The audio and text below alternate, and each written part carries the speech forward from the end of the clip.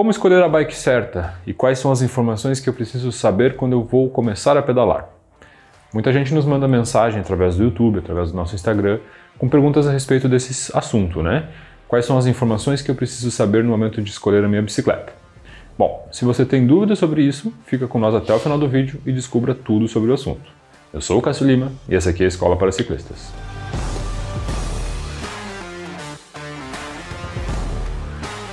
Bom, para quem já nos conhece, para quem já nos acompanha, sabe que a gente fala muito a respeito de transmissão, a gente fala muito a respeito de grupos, suspensão e outros assuntos mais.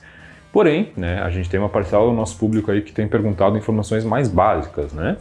Sendo assim, a gente vai produzir então um material hoje que é bem raiz mesmo, para quem está começando e não tem entendimento nenhum e quer ter um auxílio nessa parte. Então, para quem já pedala, para quem já tem um pouquinho mais de conhecimento, talvez esse vídeo possa ser um pouco mais simples. Porém, como eu citei, a gente pretende ajudar um outro tipo de público que realmente precisa de informações básicas. Qual a informação que eu preciso saber no momento de comprar uma bicicleta? Qual que é o material que ela é constituída? Quais são os estilos de uso e quais são os modelos que existem no mercado? Então, se tu está caindo nesse vídeo de paraquedas, já te inscreve no canal, ativa as notificações que para nós é muito importante. E acompanhe com nós as informações. O primeiro ponto que tu tem que definir no momento de fazer a escolha de comprar uma bike, a partir do momento que tu se decide em pedalar, é aonde tu vai fazer a compra dela. O primeiro local seria, obviamente, uma bicicletaria, uma bike shop, como a gente costuma falar, que vai te oferecer aí um atendimento especializado. Isso para ti pode ser muito importante, pois afinal de contas, no começo pode surgir bastante dúvidas, né? Então, se tu conta com esse tipo de estrutura na tua cidade, na tua região, é muito importante que tu vá até o local, possa ver os produtos de perto, possa conversar com um consultor de vendas, um vendedor que vai realmente entender do assunto. E caso tu não tenha esse tipo de estrutura na tua cidade, ou tu prefira por, outras questões, partir para uma compra pela internet, é muito importante que tu cheque aonde tu está comprando. Porque a gente conhece, a gente sabe de muitos sites que vendem bicicletas e muitos marketplaces e tudo mais, que vendem produtos um pouco mais simples, tá? Então é muito importante a gente direcionar o uso para poder não se arrepender e não fazer com que a experiência da compra de uma bicicleta se torne uma coisa ruim. Porque, infelizmente, a gente sabe de experiências de pessoas que compraram bicicletas muito simples, acabaram se arrependendo, e isso acabou prejudicando um pouco a experiência de pedalar, tornando ela um pouco mais difícil. Aí tu vai no pedal com teus amigos, tu não consegue desenvolver, a bicicleta dá muito problema. Então, são alguns aspectos que precisam ser cuidados na hora de fazer a tua escolha do local correto para fazer a aquisição da bicicleta. Bom, então a escolha de um local correto vai te ajudar muito na hora de fazer essa primeira escolha. Como vocês vão ver, o mundo da bicicleta ele é muito amplo, Existem diversos fatores que podem ser bem importantes aí na hora de fazer a escolha. Bom, se você já escolheu o local onde você vai fazer a aquisição da sua bike, aí você tem que se perguntar outras questões.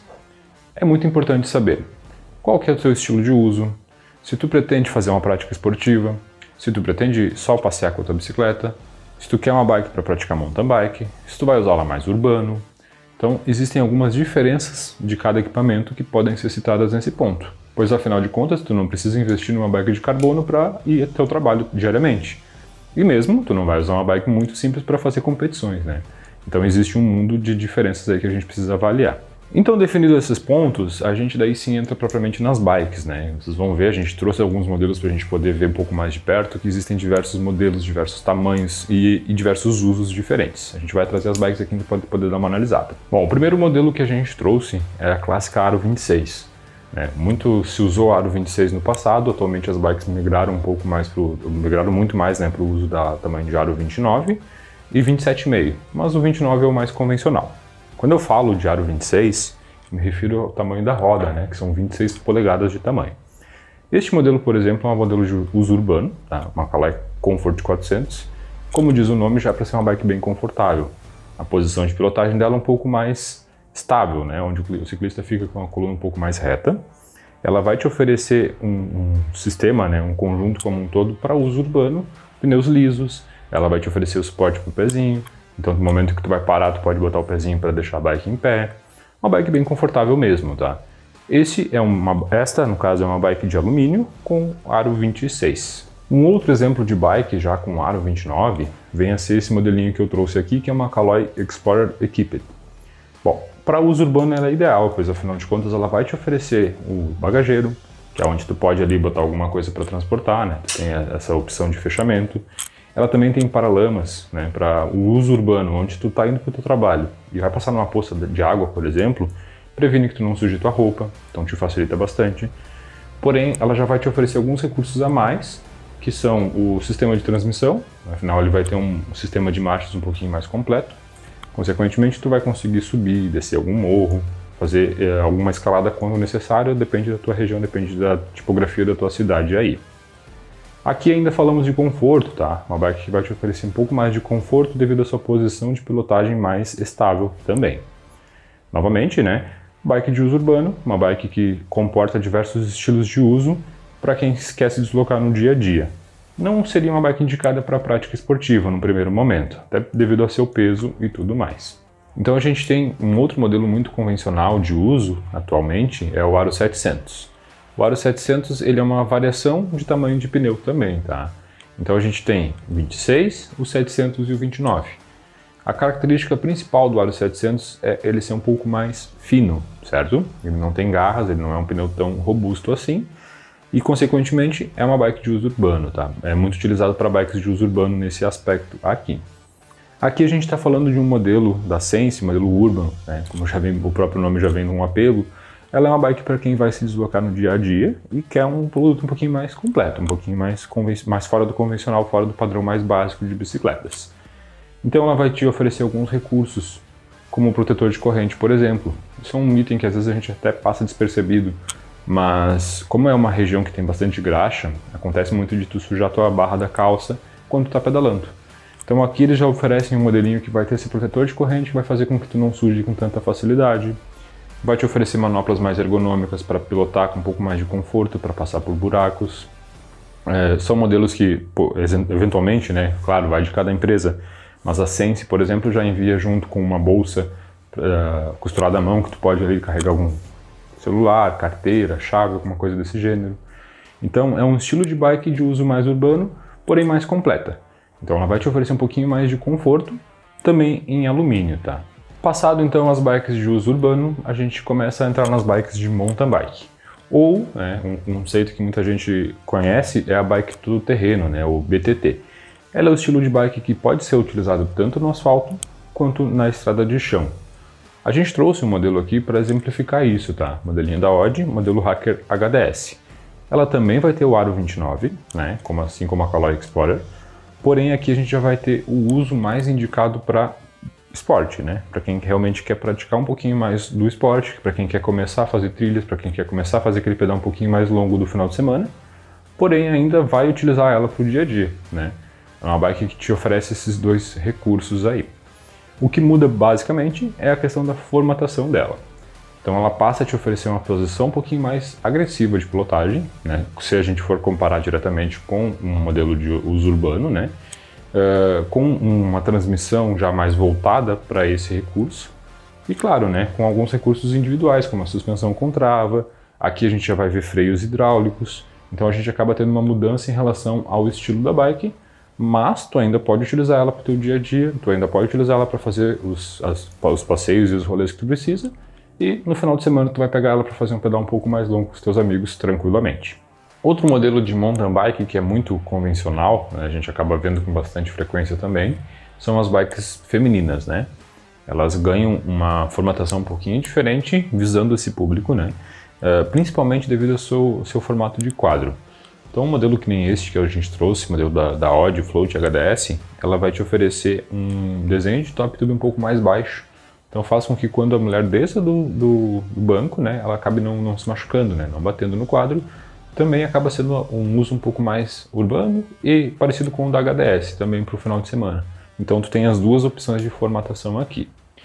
As empresas, elas produzem alguns modelos de bicicletas femininos. Porém, a partir de um certo ponto das bikes intermediárias à frente, a produção de bikes intermediárias é somente unissex, tá? A gente não ganha variações em relação a modelos.